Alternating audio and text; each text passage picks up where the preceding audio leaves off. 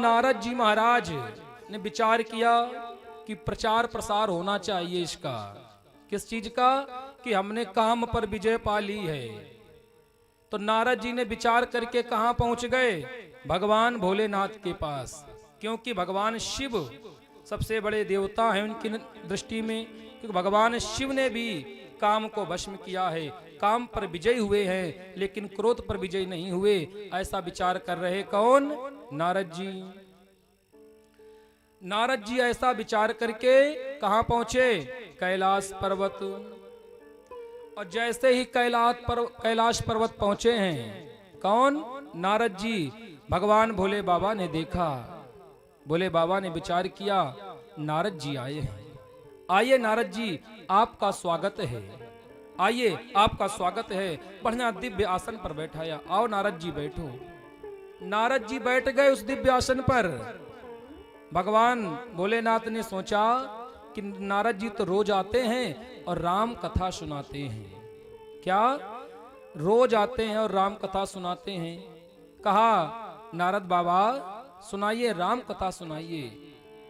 तब नारद जी ने क्या सुनाया? अपनी काम विजयी गाथा सुना दी। अपनी काम विजयी गाथा सुनाई।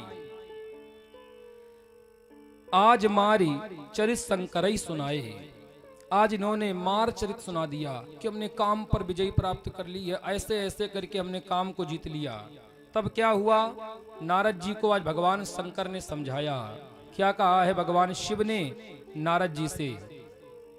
कि हे तात नारद प्राज्ञः धन्यस्त्वं शृणु मद्वचः वाच्यमेवं न कुत्रापि हरेरग्रे विशेषतः। हे नारद, तुम राम कथा सुनाने के लिए बने हो, काम कथा सुनाने के लिए नहीं। तुम राम कथा सुनाने के लिए बने हो, काम कथा सुनाने के लिए नहीं। इस बात को किसी और को कभी भी मत सुनाना। हमसे कह दिया सो कह दिया, किसी और को मत सुनाना। हरे रग्रे विशेषता, विशेष करके हरि को, नारायण को बिल्कुल मत सुनाना। हमसे कह दिया सो कह दिया, अन्य किसी देवता से कभी धोखे में कह देना, लेकिन विशेष करके हरे रग्रे विशेषतः भगवान श्री हरि, भगवान श्री नारायण को कभी मत भूल कर भी मत सुनाना। इस कथा को नारद जी को आज बहुत समझाया। प्रच्छमानोऽपि न ब्रूयः स्वावृत्तमेव यदुक्तपान् गोप्यं गोप्यं सर्वथा ही नैवं वाच्यं कदाचन। नारद जी ने कहा, प्रभु अगर कोई पूछे तो क्या करें? बोले अगर कोई पूछे तब भी मत सुनाना। ये बड़ी गुप्त कथा है, किसी से कहने के जरूरत नहीं है, किसी से बिल्कुल मत कहना। आज भगवान भोलेनाथ नारद जी को समझा रहे हैं। देखो, भगवान शिव की एक उपमा है, भगवान भोलेनाथ की एक उपाधि है। तुम त्रिभुवन गुरु वेद बखाना। क्या? तुम त्रिभुवन गुरु वेद बखाना। भगवान भोलेनाथ तीनों लोकों के गुरु हैं। जो तीनों लोकों का गुरु है, आज वह नारद जी को समझा रहा है। ये नारद जी, ये काम कथा किसी और को कभी मत भूल कर भी सुनाना। लेकिन नारद जी मन में विचार कर रहे हैं, क्या करें? कहीं ऐसा तो नहीं भगवान शंकर को हमसे ईर्ष्या हो गई है, इसलिए मना कर रहे हैं। भगवान भोलेनाथ ने नारद जी को बहुत प्रकार से समझाया। ये नारद, हरे रग्रे विशेषता, हरि नारायण को कभी मत सुनाना, परमात्मा को कभी मत ये कथा सुनाना। इस प्रकार से समझाया। देखो, मना क्यों कर रहे हैं जरा ध्यान दें। भगवान शंकर की विधि कुछ अलग है। जैसे किसी व्यक्ति को फोड़ा निकल आए, किसी व्यक्ति को फोड़ा निकल आए, उस फोड़े की इलाज के दो तरीके हैं। उस फोड़े के लिए दवाई देकर के उसको सुखा दिया जाता है, और या फिर उसका दवाई देकर के उसको पका दिया जाता है, और पकाने के बाद फिर उसका ऑपरेशन कर दिया जाता है। दो विधियां हैं, और भगवान शंकर की विधि कुछ अलग है। ये क्या करते? बोले दवाई देकर इसको सुखा दो, और भगवान श्री नारायण की विधि अलग है। वो पहले उस फोड़े को पकाएंगे और फिर उसके बाद उसका ऑपरेशन करेंगे। इसीलिए भगवान शंकर मना कर रहे, नारद हरे रग्रे विशेषता।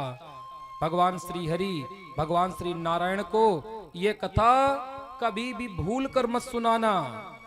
लेकिन ये बात नारद जी को अच्छी नहीं लगी। आज नारद जी भोले बाबा से ईर्ष्या करने लगे। ये विचार करने लगे कि लगता भगवान शिव को हमसे ईर्ष्या है, क्योंकि हमने तो काम पर विजय प्राप्त कर ली, उसके बाद क्रोध पर विजय प्राप्त कर ली। किस पर?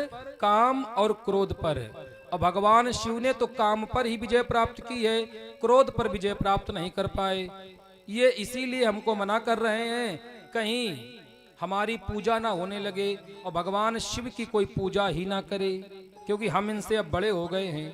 ये भाव आ गया देखो नारद जी के मन में कि हम सदा शिव से बड़े हो गए हैं, क्योंकि हमने तो क्रोध पर भी विजय पा लिया है। ऐसा विचार कर रहे हैं कौन? नारद जी। देखो, शंभुदीन उपदेश हित नहीं नारदई सुहानी, भरद्वाज कौतुक सुनौ हर इच्छा बलवान। आज भगवान शंकर ने बहुत प्रकार से समझाया, ए नारद ये बात किसी और से मत कहना, लेकिन हरि इच्छा बलवान, हरि की तो इच्छा बलवान होती है, जो भगवान चाहेंगे वही होगा। बहुत प्रकार से समझाया। नारद जी वहां से भगवान सदाशिव को प्रणाम करके निकल जाते हैं और कहां पहुंच गए? अपने पिता ब्रह्मा जी के पास। ब्रह्मा जी के पास में पहुंचे और नारद जी ने ब्रह्मा जी को भी यही बात बता दी। कौन सी बात है? कि हमने काम पर विजय प्राप्त कर ली है।